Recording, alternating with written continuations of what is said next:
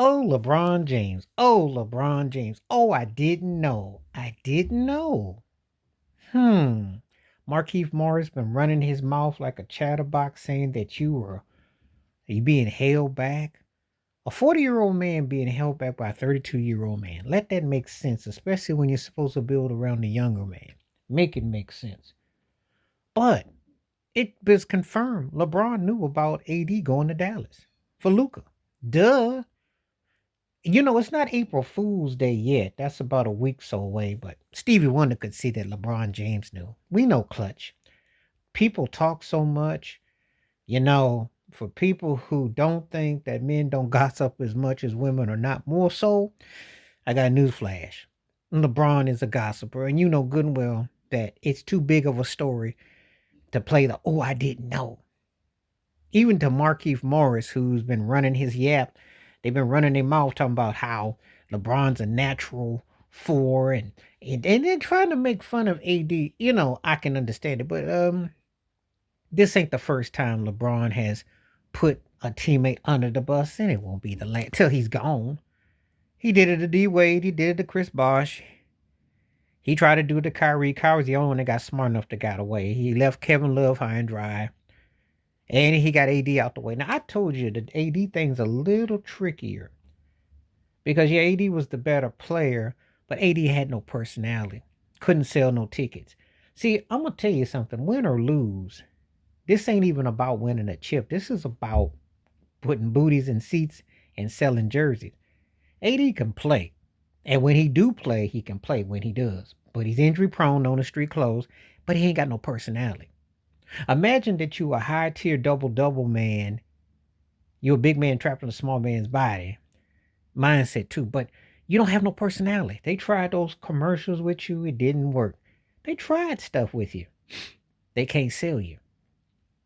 And it's not all about there is a game within the game. Can we market you? Do you have any personality? So LeBron likes star power, but he don't like too much of a threat.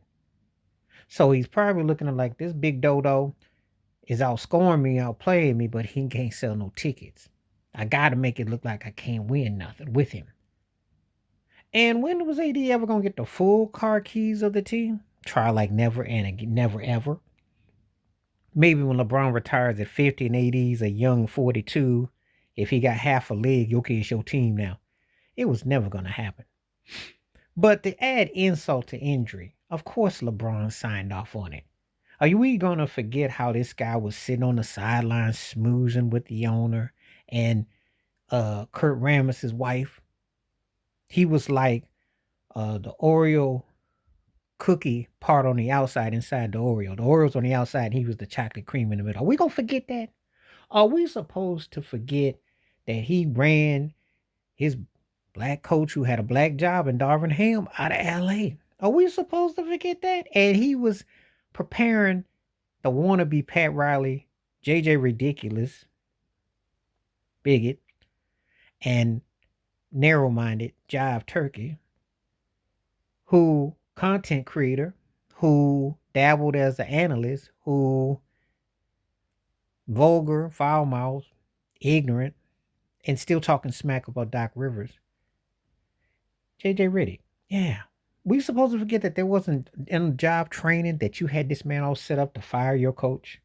Are we gonna act like we don't know? See, LeBron's credibility is about as believable as that stuff that's on his head, which ain't much, you know. That goes for hair. He always plotting and planning something. I told you he reminded me a bit of Trump, and definitely friends of Jay-Z and Beyonce and them Diddy parties, and all them people all connected, The narcissist, egocentric era. And they all kind of popped around the same time. You know. Cowboy Carter and Maverick Carter. But anyway, when we look at how this all plays out, good and well, this was a setup. Good and well that you ain't going to trade a guy in the division unless you know you're going to get something back.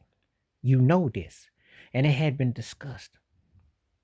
Now, this ain't even, it is about LeBron, but it ain't. But it is like a payout to when he does go, they got the one part. Now the other part I think is gonna come, and it's either gonna be an Anthony Edwards or a Trey Young type. I'm telling you, there will be once they got this boom out, there will be another boom. They'll catch another fish, and they will try to hang on to Austin Reeves because they got people thinking he's the second coming of Pistol Pete or something. And then now they went from Bronco Kobe to now Pistol Pete. They always got titles for these turkeys. But the fix ain't even just about its marketing. But that's how cold blooded he is. You know. He don't even care as long as, he was never gonna go nowhere. I think the AD issue is deeper than you think. Because if you AD, you're not only having to play second fiddle to LeBron, but you had to play second fiddle to Bronny James.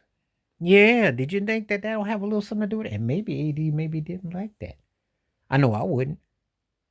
I'm supposed to be the leader of this team, and I have to defer, and he has to bring his son on the job. And you got to get attention when he gets his 2 points in garbage time, like that over highlights. And you started AD off. They set him up the first 2 weeks like they do. And then, like clockwork, fourth quarter, blowout game, LeBron starts putting it on. And then the AD had to fall back. Have you ever noticed the pattern? AD goes hard, and then LeBron comes up, and then AD gets hurt or he gets complacent, and then they fall out because he takes your confidence. He took that man's heart and confidence, set him up, brought him in, and then he got what he needed. Because just like clockwork, the fakery of Jenny Buzz going on about the bubble ring. Well, AD. Who yelled Kobe? AD. And you got rid of all the parts. And the oldest one remains. Who does that? Who does that? Yeah, Stevie Wonder somewhere talking about. AD is gone. AD is gone. And he was singing that song probably about a few months ago. Everybody knew. Everybody know that, that what LeBron was up to.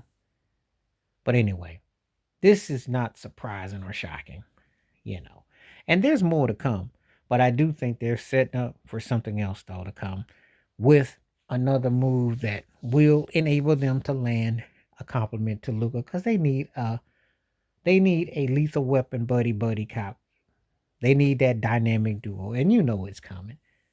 LeBron is probably going to play another year, tops, 2 at the most, but 1 more tops, 1 to 2. And then they're going to go off into kind of sunset or something, unless, of course, he tries to stick around and get his other son to play. You know how crazy it's going to be. But Luka ain't going to go for that, though. You tolerate it, but see, the thing is, this could backfire, too, because if you don't get this built around Luka and you get that next person involved and y'all ain't getting moved on, and Luka's getting exposed right by now, because I told you Pillsbury James Harden is in trouble.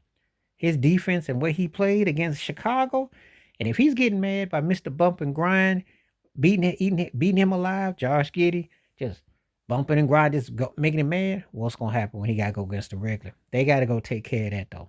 But anyway, this here is not a surprise or a shock. It's just a matter of time before it's going to be more to come out. You can't trust LeBron James. He is company. And he getting mad at Stephen A. Smith when he does the same thing as Stephen A. does. And you know how Stephen A. got rid of Max Kellerman? It's the same way LeBron got rid of Anthony Davis. You know what the old saying is? Keep your friends closer and your enemies closer. Please like, subscribe, work on thoughts, comments, and I do respond. Thank you. Wash your hands. Keep your mind clear. Watch out for another shit if you like. And hit the membership. Stay safe, stay blessed, stay woke, stay free. I'm out. Peace.